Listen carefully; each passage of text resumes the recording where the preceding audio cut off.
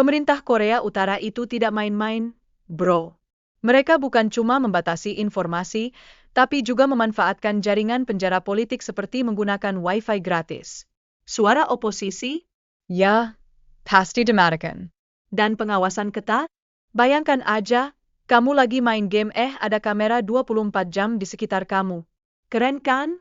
Nah, akibat dari sistem ekonomi yang terpusat dan, enggak efisien ini, Korea Utara malah terjebak dalam kemiskinan. Dan tebak siapa yang jadi penyelamat? Bantuan asing, terutama dari Cina. Seolah-olah mereka butuh lebih banyak makan malam gratis. Ini bikin kehidupan rakyat jadi serasa di reality show yang enggak ada endingnya. Beralih ke sejarah, Korea Utara ini lahir dari Perang Dunia Kedua dan Perang Dingin. Bayangkan, negara ini dibagi seperti pizza oleh Uni Soviet dan Amerika Serikat. Akhirnya, terjadilah dua negara terpisah, dan mungkin saat itu, semua orang bingung mau milih pizza topping apa. Perang ini bagaikan film blockbuster, dengan Amerika Serikat dan Uni Soviet sebagai pemeran utama, dan konflik ini jadi perang proksi yang bikin ketegangan internasional makin tinggi. Rasanya kayak nonton drama Korea, tapi tanpa romansa dan lebih banyak ledakan. Setelah perang, Korea Utara itu kayak film bencana. Ekonomi dan infrastruktur hancur, dan pemimpin Kim Il-sung bilang, "Tenang, kita akan bangkit kembali." Dia fokus pada pembangunan negara dengan prinsip kemandirian. Semangat buruh, kan? Kim Il-sung ini pinter banget, dia bikin kultus individu yang luar biasa. Dia menggambarkan dirinya sebagai penyelamat bangsa, pokoknya kayak superhero tanpa jubah. Propaganda jadi senjata utama untuk mengontrol masyarakat, dan semua orang berpikir, "Wah, mantap, Pak." Di tahun 1990-an, Korea Utara mengalami krisis kelaparan parah. Sementara itu, Kim Jong-il, seperti karakter villain dalam film, memperkuat kebijakan militer.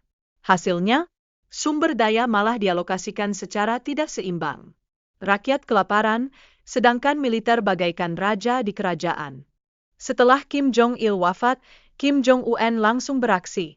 Dia melakukan pembersihan pejabat, seolah-olah itu adalah bimbingan belajar untuk mengkonsolidasikan kekuasaan. Eksekusi pamannya? Wah, langkah penting untuk memperkuat posisinya. Kayak drama yang enggak ada habis-habisnya, ya.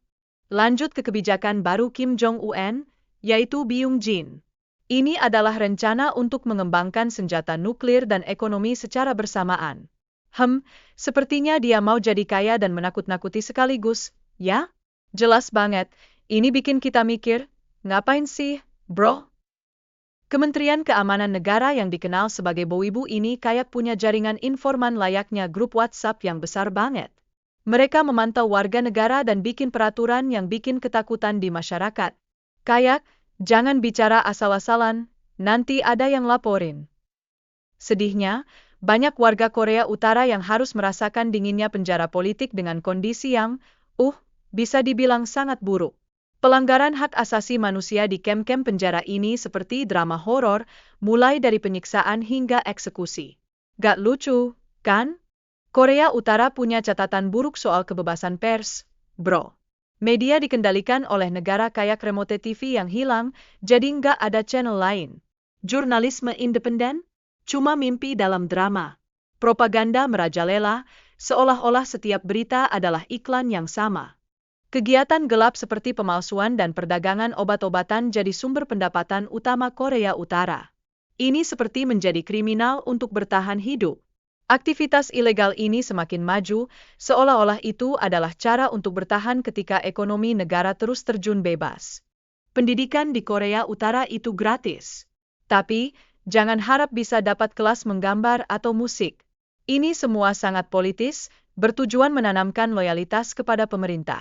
Kurikulum mengajarkan sejarah keluarga Kim dan ideologi Juse, jadi semua orang bakal lebih paham tentang drama keluarga ini. Dan terakhir, kualitas perawatan kesehatan di Korea Utara itu berbatu-batu, meskipun layanan kesehatan gratis. Rumah sakitnya kekurangan staf dan alat, obat-obatan jarang ada. Kayak nunggu bus yang enggak kunjung datang, ya? Semoga saja mereka bisa mendapatkan perbaikan.